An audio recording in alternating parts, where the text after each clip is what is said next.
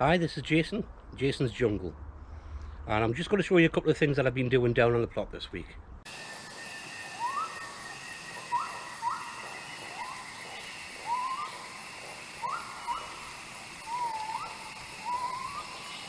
I've got a couple of things I want to plant in this bed.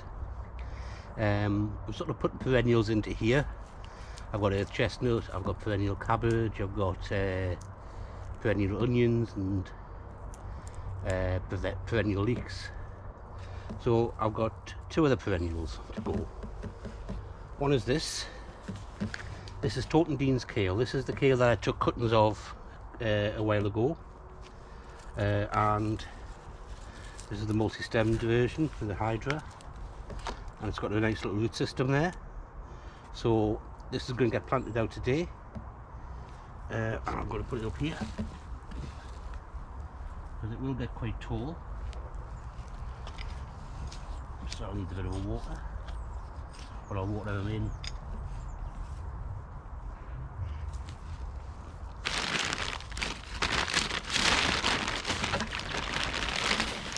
I need some fresh compost. And I'll clean out the chicken pellets so it's not getting any of them.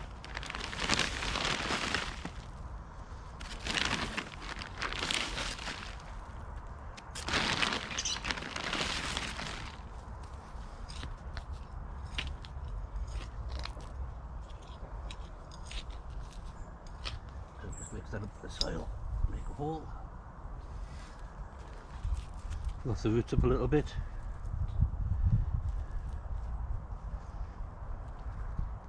I'm not trying to break the roots, I'm just trying to loosen them off from the surface so that they will come out into the rest of the soil. Flat it in at the same level, and I'll get the watering can, give that a good decent water.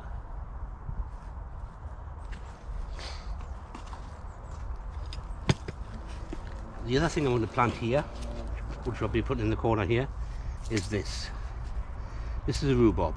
I've got other rhubarbs on the place, but this is the type, I think it's called Livingston, and it's billed, I got it from DT Brown's, it's billed as the world's first autumn cropping rhubarb.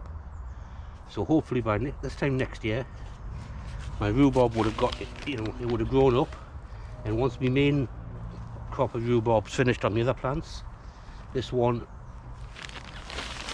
should be able to kick out and give us a longer harvest.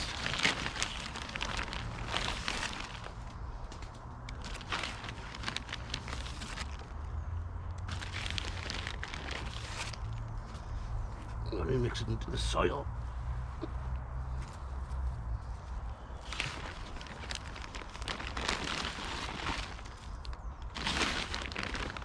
It's got a little bit dry, this bed. I haven't had rain for a couple of days, so I'll give them a good drink when I get it set in.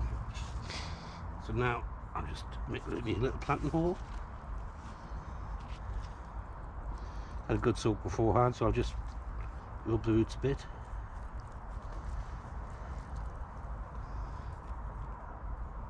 Get that in, get rid of that woodlouse, don't want them there.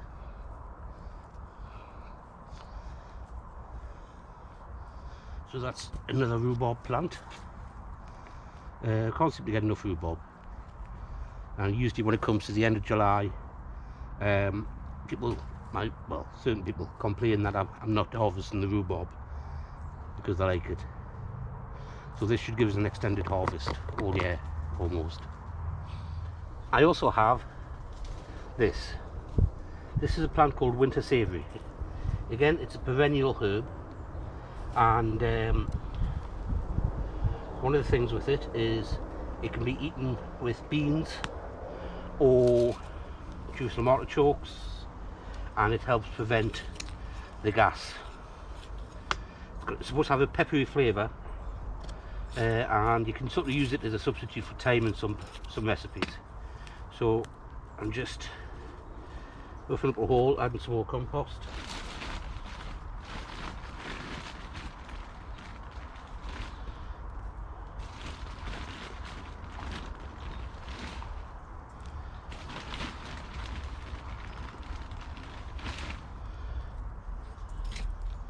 box that in. As with most herbs, you know, they can sort after them out for themselves after they get established.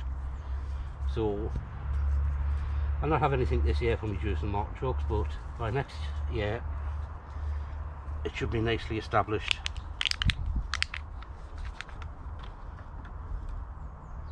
Gosh, really root bound.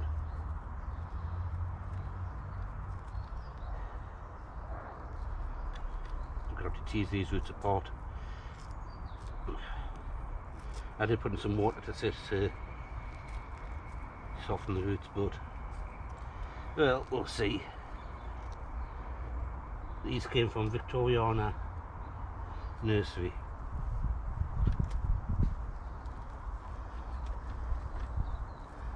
Just hopefully it'll send out new roots. I tend to these a bit.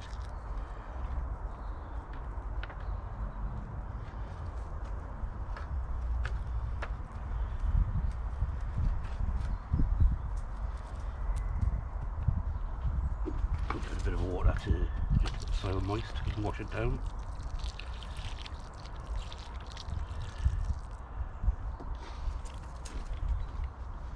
And we'll see if that takes.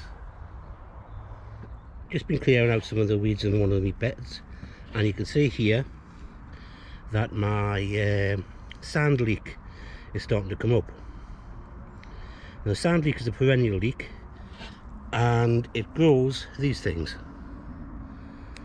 These are its flower heads. Each of these little bulbs can go into a new plant, and if we look down here we can see some of the fresh growth from these bulbs.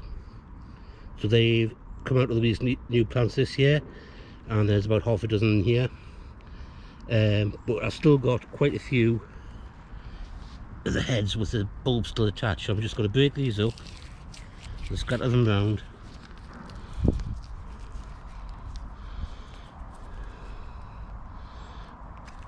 And they'll work their way in.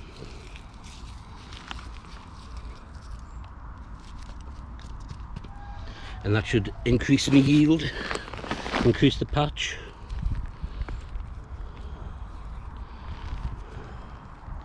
And they have beautiful sort of like purple, well, not flowers, because they're actually the seeds, the bulbs, but they come out purple and then dry off, and that, when they mature, stalks die back and they fall into the ground.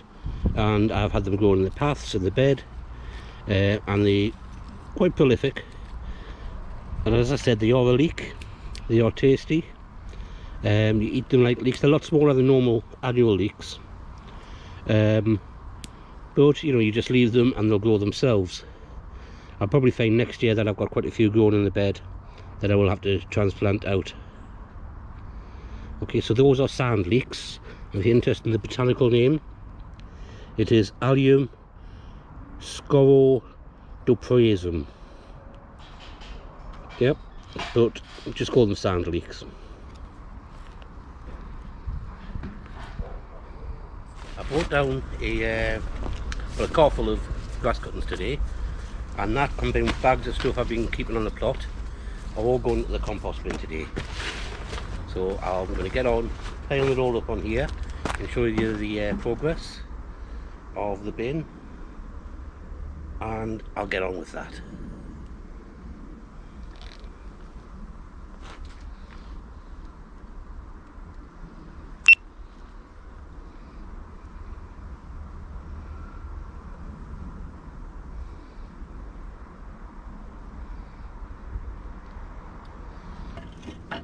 So that's the compost pile done today. I'll be adding more things to it when the pumpkins come out, when the courgettes come out. There'll be some more grass cuttings coming up, and this will sit all next year and be ready the year after. So that'll give us some decent ones. And of course in the spring I'll be starting up new bins to go through the year. Well, after that I'm off to look at my grapes. You see my grapevine behind us? We were going to be putting on these little bags. The idea of these was to put them over the fruit protect the fruit as it ripens, and stop the birds getting it.